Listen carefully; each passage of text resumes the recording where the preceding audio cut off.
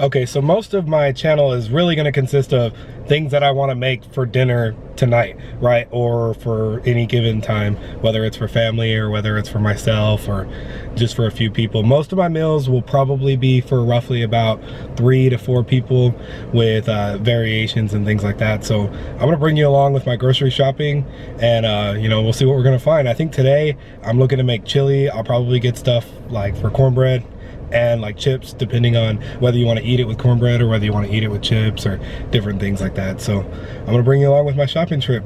Let's go. So here in San Antonio, the place to shop is H-E-B. That's like our grocery store. That's where we get everything.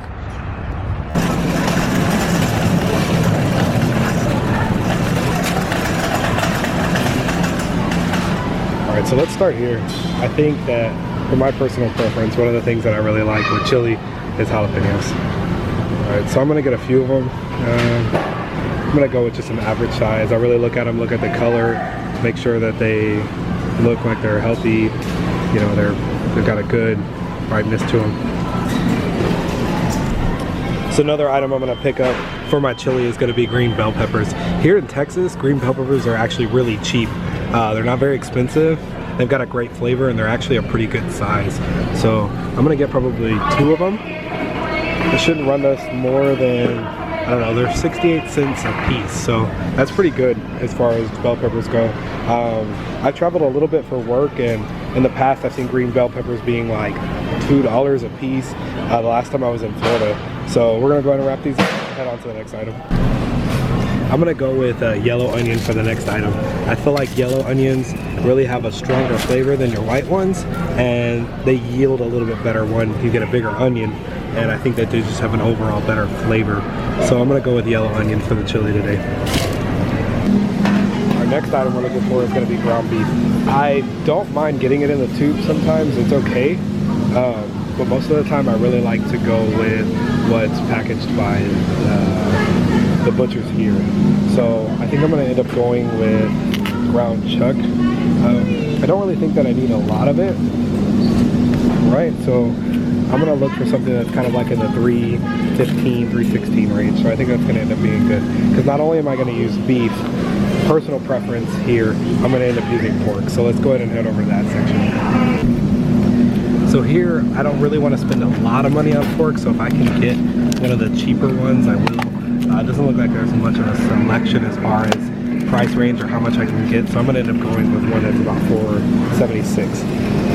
But being that the ground meat is kind of the substance of chili, I'm going to go ahead and make sure that I get enough of it and we get enough full flavor for it. So now I'm going to head over to the beans and the canned tomatoes and stuff like that.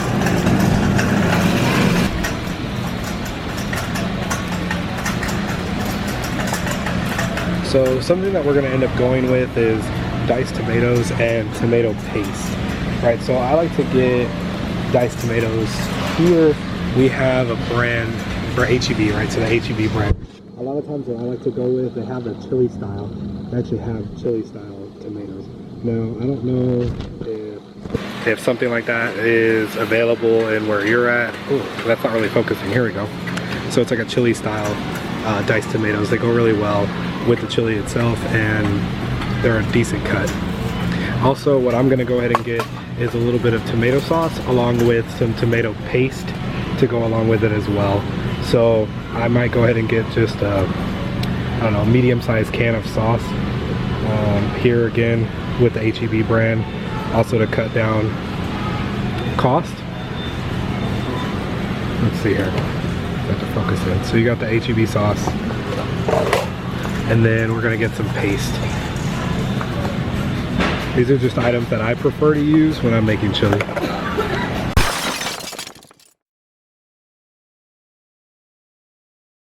So remember in the beginning I also promised you chips too, so we're gonna go ahead and go again with H-E-B brand.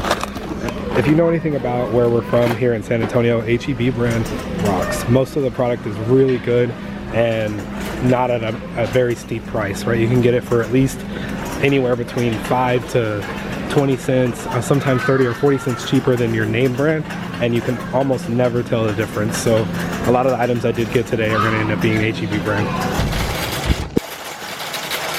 So all in all, We ended up spending about $17 on the chili that we're gonna make this evening.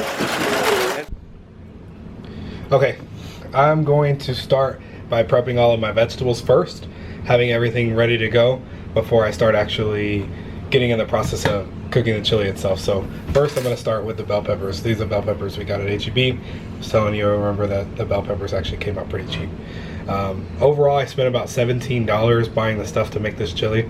Some of the items I did have at home already. One of the things that, a lot of the seasonings I had at home already, chili powder, I already had chili powder. Chili powder is pretty inexpensive though. Like a bottle like this is about $2.50 or so. I also already had cayenne pepper, same. Cayenne pepper is about $2.50. I'm going to end up using ground Camino, salt, pepper. Everyone kind of already has salt and pepper. And also garlic powder. I have a big thing of garlic powder actually. I use garlic powder over garlic salt so that way I can salt to my own liking. So first I'm going to start with the bell pepper. So one thing I do with the bell pepper, this is how I end up cutting it all off. I cut it up from the side, cutting around where the seeds are at. So by the time you get done and you've actually cut all the way around the bell pepper, all you're left with is the part where the seed is at and the top part. So then I can just cut this top part off and I'm left with just the seeds. So it makes for an easy cut of the bell pepper and you're left with just these slices that you can end up slicing up into any size that you want. If you want like slices for fajitas, or if you want to dice it, you can also dice it too. So I'll go ahead and cut up both of them before I get started on to dicing it up. So I'll do the same thing again with this one.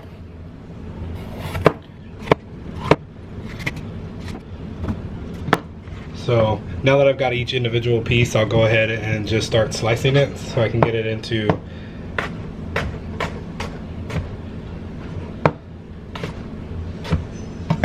So I actually cut them into individual slices so that way I can dice it for the chili.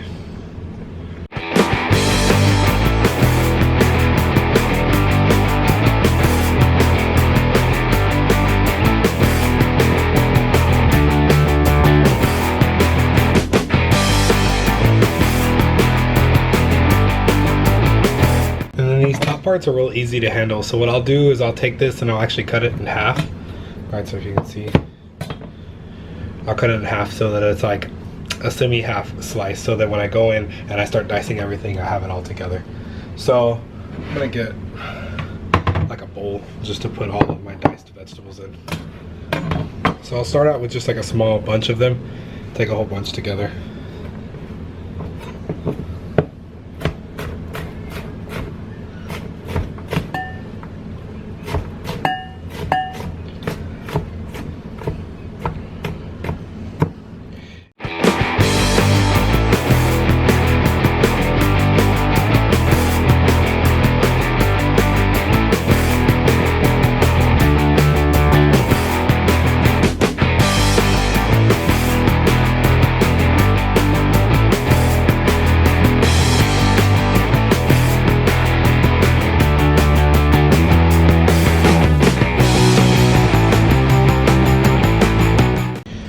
Now I'm going to start with the onion. So you look, it's a pretty decent sized onion, and I'm going to start by cutting both ends of them.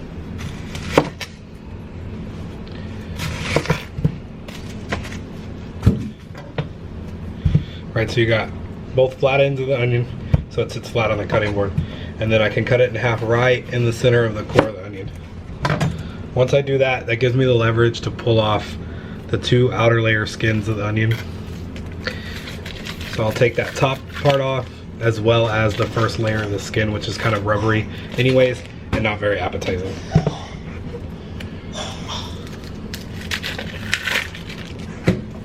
So now if you look at the onion, there's like natural lines all the way through the onion.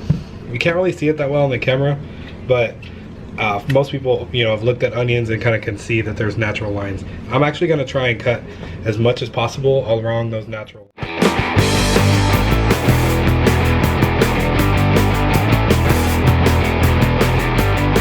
Alright, so you're going to see then I've got the onion kind of cut into multiple issues. So what I'm going to do is I'm going to take the onion from what you can see here. Alright, I'm going to take the onion and I'm going to kind of cut along it horizontally first, right? So then at that point, then now I'm all left with just the butt end part of the onion. So the butt end and the front end part. I'm gonna hold it and then just cut along the top part. And as I'm cutting along the top part,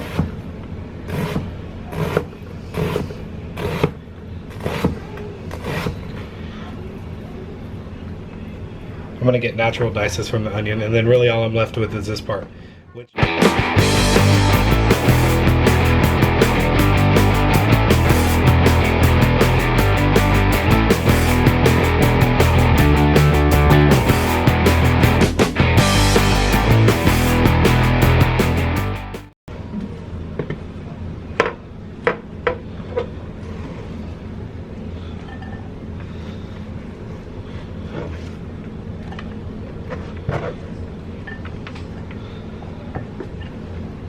So for me, kind of a trick that I have with onions too is when you're cutting them, if you don't want to get all teary-eyed, breathe through your mouth. Don't breathe through your nose. When you breathe through your nose, it goes to your tear ducts a lot sooner, and it'll make you tear up a lot quicker. One of the things also is jalapenos will do that to you too. So just kind of keep in mind, breathe through your mouth, and it'll be a lot easier to cut these. I'm gonna follow the same concept I used with the bell peppers with the jalapenos. Now, I cut the top end of it off so that it can sit flat. All right, so I'm gonna do that to both of these. All right, so I'm gonna end up following the same kind of idea with cutting the jalapeno. Now, people might not agree, right? They'll probably think, oh, why don't you just cut it in half? But again, it's a whole lot easier just to cut around the seeds, and then you're left with just the skin or the peel of the jalapeno versus having to actually like scoop the seeds out later. So then you're left with just the whole of the seeds. Now, a lot of people say you should use the seeds in this application because I'm cooking for not just myself and not just for somebody who likes spicy things. I'm gonna go ahead and take the seeds out. Now, I know that the membrane holds most of your capsaicin, which is the spicy part of the jalapeno. Now granted, I still did just get some seeds in there. I'll go ahead and leave those little trace seeds in there.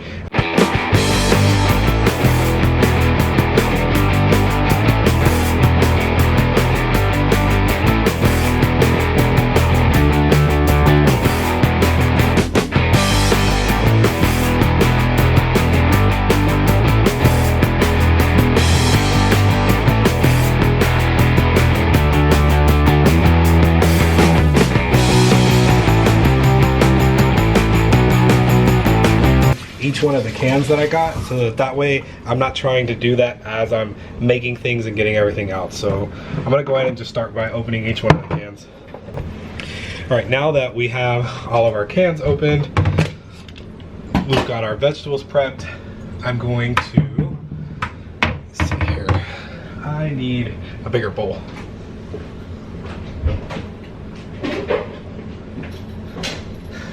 So I have lots of different things in my kitchen. One of them happens to be a big pink bowl. And so it's gonna be a lot of fun. The color of the bowl does not matter. Ultimately, the taste of the food is what's gonna matter. So I'm gonna start with the ground pork. So you remember this earlier, we bought pork. Now, this again is a personal preference. Chili obviously can be made with just ground beef. I personally like the addition of pork into it. Gives it a really interesting flavor and a little bit different than what you're used to. Okay, so now we're gonna start with the ground beef, and I'm gonna add that in there as well. So at this point, I'm just gonna really mix it all together, so that way when we do initially cook it, it's all really kind of already clumped together. We get an even mixture of ground pork and ground beef. Oh, so what you can see here is that we are gonna use two different vessels to cook in. First, we're gonna end up using the skillet, right? So I'm gonna start by heating up the skillet here on this stove, probably to about 7. As you can see here, I've kind of got a power burner. It's a little bit bigger than your average like gas burner, so I really can't cook on high, where if you have like an average burner size, you could probably cook on high and it wouldn't be a big issue. Here I kind of have to focus on about that 7-8 mark. If I go any higher than that, it really tends to burn everything. So we're gonna use a skillet, and I'm going to ultimately use the crock pot to finish everything off. So I'm gonna explain kind of why I'm gonna use the skillet and the crock pot versus just putting everything in the skillet at once and cooking it all together. There's some key things that the skillet can do that the crock pot can't. So let's get started there. All right, so now that the pan's hot, we're gonna go ahead and add the meat into the pan. Now, this is the only opportunity that you're gonna get for this meat to brown, which is one of the reasons we're using the skillet versus just putting everything into the crock pot. So what I'm gonna do is I'm just going to get this into the skillet, and I'm actually gonna like flatten it out into the skillet. And I'm gonna leave it. I know how tempting it is to start like turning it and getting it all brown, but this is again the only opportunity you're gonna get to sear this. Once it's turned, all the juices and everything start coming out of the meat, all the fat starts to render, and you're not gonna have an ability to get that sear on it anymore.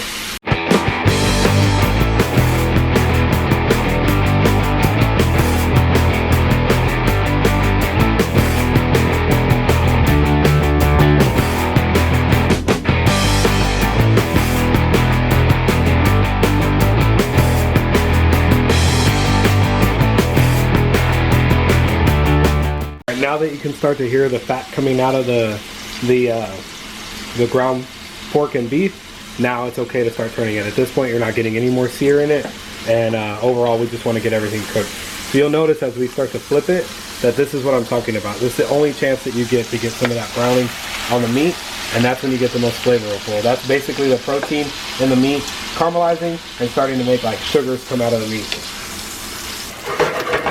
All right, now that we've got most of it brown, I'm gonna go ahead and just drain the fat off. I personally don't want all of this, all the fat in the chili. I don't think it'll add any extra flavor, and I just don't think it's very appetizing. So we're gonna go ahead and drain most of it out. I know that it's not all the way cooked, but it's gonna get an opportunity to cook when it's cooking for the several hours it's gonna be in a crock pot. So we're just gonna go ahead and drain that off. So as you can see, I left some of it in there. There's still some drippings in there, and that's okay. That's what we're gonna use to actually cook our vegetables. So what I'm going to go ahead and do is just kind of let the pan recover, and as I'm letting it recover, I'm going to go here and grab my vegetables. Alright, so you can already see that it's starting to get hot again. Alright, so I'm going to just add all the vegetables into there.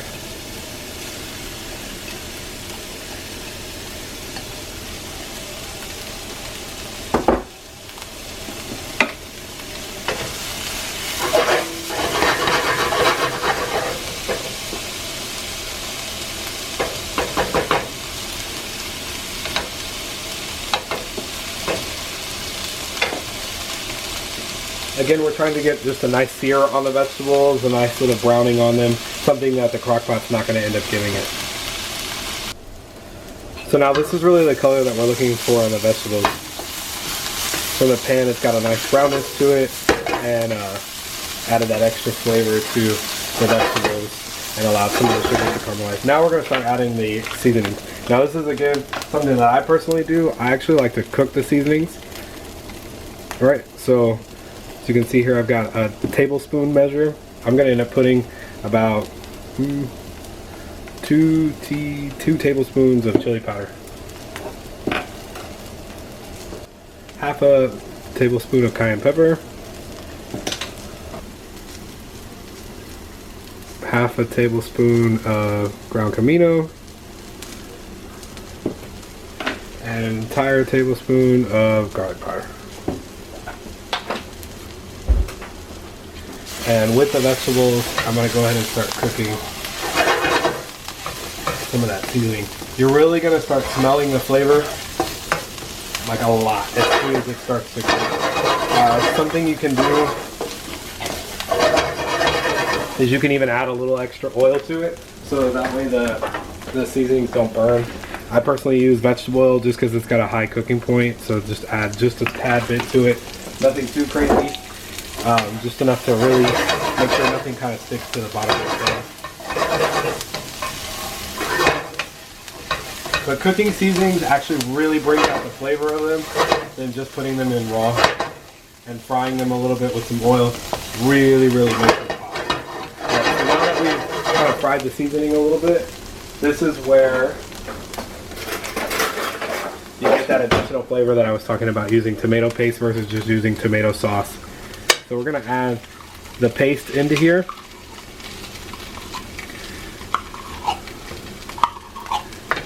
And I'm gonna fry the paste a little bit along with the seasonings and some of the vegetables.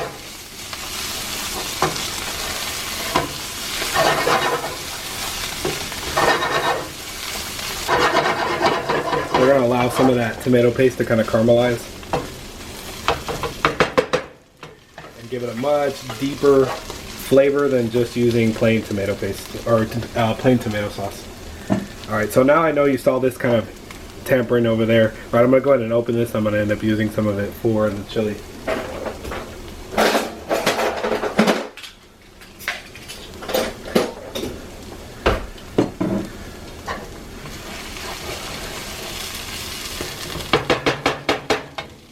Alright, so now that it's kind of fried a little bit and it's starting to get darker, now we can go ahead and start adding our stuff to our crock pot. I've already allowed the crock pot to get hot. I've set it on low for the entire time that I've been cooking, so it's already hot. So we're going to go ahead and start adding this into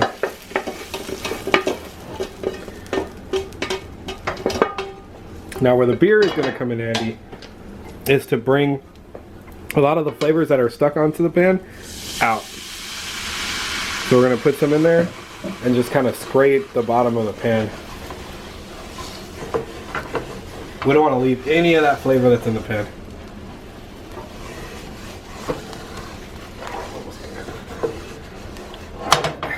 And we'll go ahead and add that into the crock pot. Alright, now that we're done with that, we'll go ahead and add the meat into it.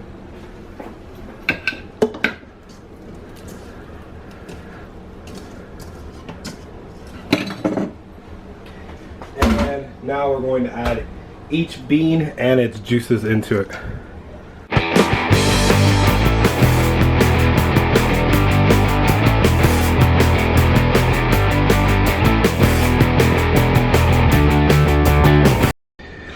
We're going to kind of stir it just to see what the consistency is of it already with the beans, the vegetables, and the meat. And then we'll add a little bit more beer accordingly to it. Granted, you want chili to have a nice like thick consistency, but being that it's going to cook for a long time, a lot of liquid is going to evaporate, mostly water, leaving behind the flavor. So we want it to have some water to evaporate, leaving flavor behind. So being that it's already kind of thick, we're going to go ahead and add a little bit more beer into it. Now, if you don't want to use beer, or if in your household, you know, you don't have any alcohol or anything like that, you can use either beef broth or just water. Now at this point, I'm going to go ahead and add salt and pepper. I always like to do equal parts of salt and pepper. So I'm going to do 1.5 tablespoons of salt and 1.5 tablespoons of pepper.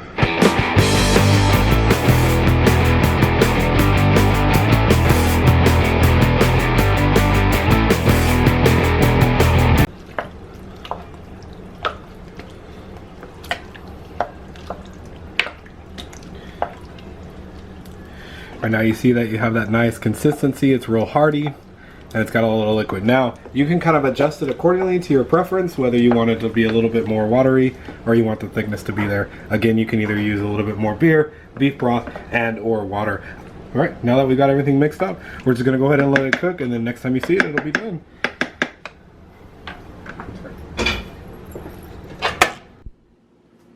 So after about 6 hours in the slow cooker, we've got this nice consistency. It's got like a pourable consistency.